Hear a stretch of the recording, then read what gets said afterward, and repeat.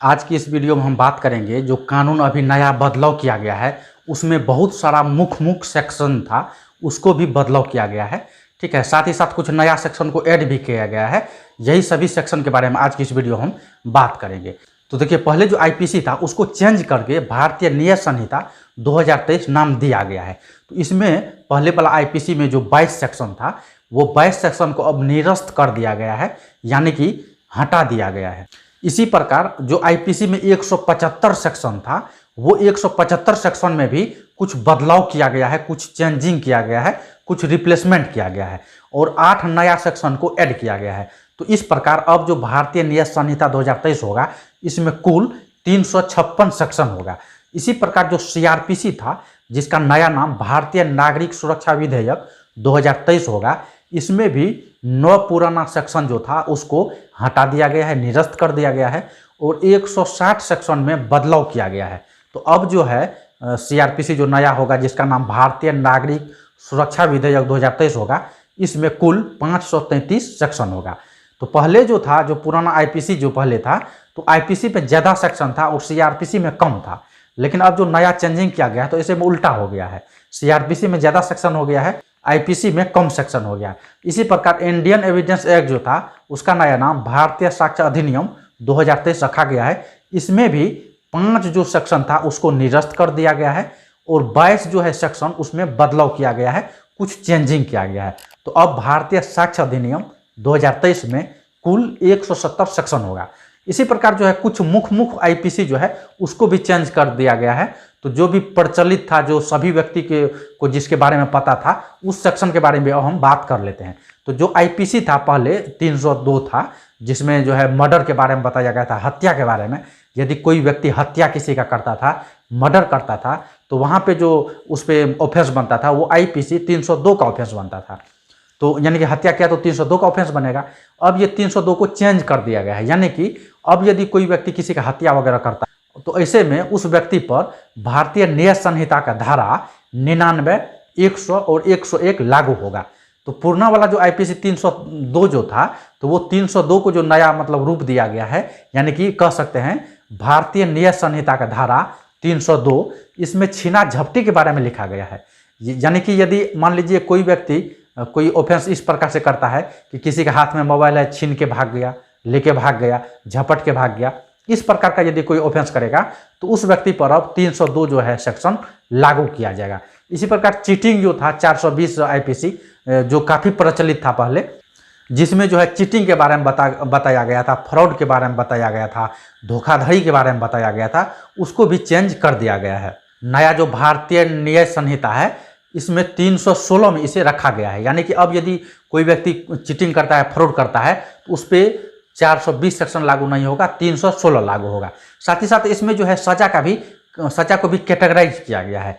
यानी कि फ्रॉड करने पर, चीटिंग करने पर, धोखाधड़ी करने पर जो सजा होगा, वो 2 साल, 5 साल और 7 साल का रखा गया है। यानी कि 3 कैटेगरी में इसे डिवाइड किया गया है। इससे फायदा ये होगा कि मतलब वो जिस टाइप से सजा करता है, मतलब ऑफेंस करता है, ऑफेंस का क्या प्रकृति है, उसको देखते हुए सजा को तय किया जाएगा। इसी प्रकार यदि कोई अटेम्प्ट टू मर्डर करता था, तो पहले आईपीसी का सेक्शन 307 लागू होता था, लेकिन अब भारतीय न्याय संहिता 2023 का जो है सेक्शन 107 उस पर लागू होगा, अटेम्प्ट टू मर्डर पे। इसी प्रकार से काफ़ी सारा जो है सेक्शन को बदला गया है। तो जो नया सेक्शन लागू किया गया है, उसमें हम सजा नहीं बता रहे हैं अभी आपको।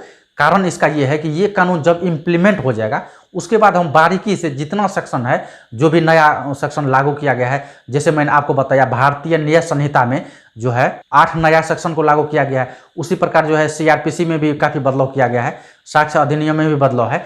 तो जो भी बदलाव है, जो भी इम्प्लीमेंट नया होगा, वो सभी चीज़ के बारे में हम इसी चैनल पे आपको बारीकी से जानकारी देंगे। इसी प्रकार यदि कोई रेप करता था, तो पहले 375 आईपीसी लागू होता था, लेकिन अब भारतीय न्याय संहिता का सेक्शन 63 लागू उस व्यक्ति पे होगा। यदि कोई व्यक्ति कोई लड़की को मतलब बहला फुसला के उसके साथ सेक्सुअल रिलेशन बनाता है, आप सुने होंगे कि शादी का झांसा देके जो है मतलब शारीरिक संबंध बना लेता है, या फिर कोई नौकरी का प्रलोभन देके शारीरिक संबंध बना लेता है, तो ऐसे स्थिति में सेक्शन 69 लागू होगा। इसी प्रकार यदि कोई पुलिस ऑफिसर कोई ऑफेंस करता है और यदि पुलिस ऑफिसर पे जांच कमेटी बिठाया जाता है, तो उस जांच कमेटी का जो मतलब जांच करने का जो अवधि है, वो 120 दिन मैक्सिमम रखा गया है। तो ये बहुत सही है, यहाँ पे टाइम भी लिमिटेशन कर दिया गया, तो ये बहुत अच्छा रहेगा।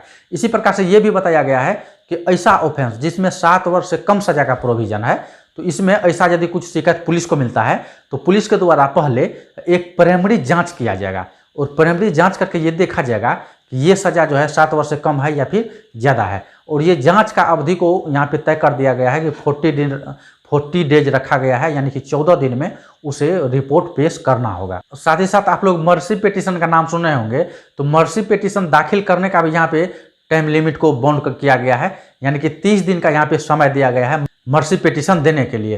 यानी कि यदि राज्यपाल महोदय के समक्ष कोई मर्सी पिटीशन दे रहा है तो उसे 30 दिन के समय अवधि के दौरान मर्सी पिटीशन फाइल कर देना होगा। इसी प्रकार यदि राष्ट्रपति महोदय के समक्ष कोई मर्सी पिटीशन दे रहा है तो वहाँ पे ये लिमिट थोड़ा सा ज़्यादा रखा गया है, यानी 60 दिन का समय रखा गया है।